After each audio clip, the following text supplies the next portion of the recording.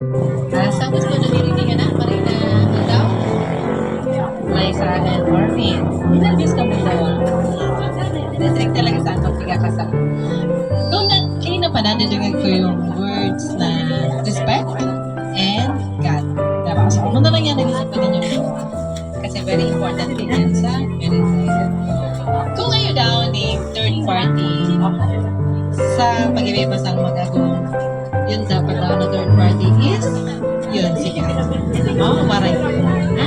Okay. And respect, pag di lang respect, ang love, automatic, di yan, diba? Pero yung ibutang ang partner niya, ang lambang sad, sa pinaka-alam mo. Diba? Para pinigtigan nila. Diba? Para rin yung respect niyo, hindi mawawala. Kasi pag alam ka, nakita mo, sago mo, hindi yan ang respect. Ang love, automatic yan. Kasi yung reason, kanya nga, kamuha ng pakasal na, kamuha ang relasyon dahil namon ka masasada-sada ba. Pero sabi nga ni Nita, pag yun na daw, mga 50 years, 30 years, sabi nita, nag-iba yung love. Hindi yun nawawala, nag-iba lang.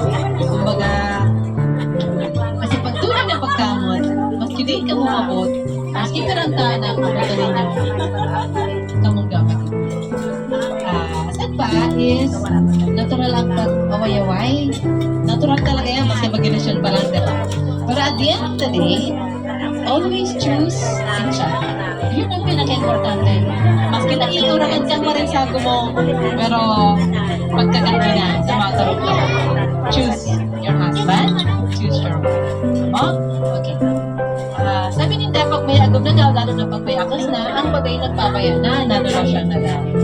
Dapat ito, pwede pa rin magpagayon, pwede rin magpamot, diba? Para pagkabot sa agong, ang baga excited siya na maguling, dahil makikita pa niya. So ngayon, ito lang na, ayan, kasi pagayon na naka-makeup, kundi na kakayos. Kasi ang tapo, important tingin niya sa mga mo, diba? Pero sabi nga ni, ang itsura daw sa wife, reflection niya sa pagkamot sa lalaki. Kaya very important rin. Kaya ang pag-aguman talagang partnership. Diba? So yun lang ang isipan ninyo. And bilang ninang, hindi lang ako may mapapaano sana ako dyan sa mga isipyo. Okay? So, best wishes and congratulations. A round of applause.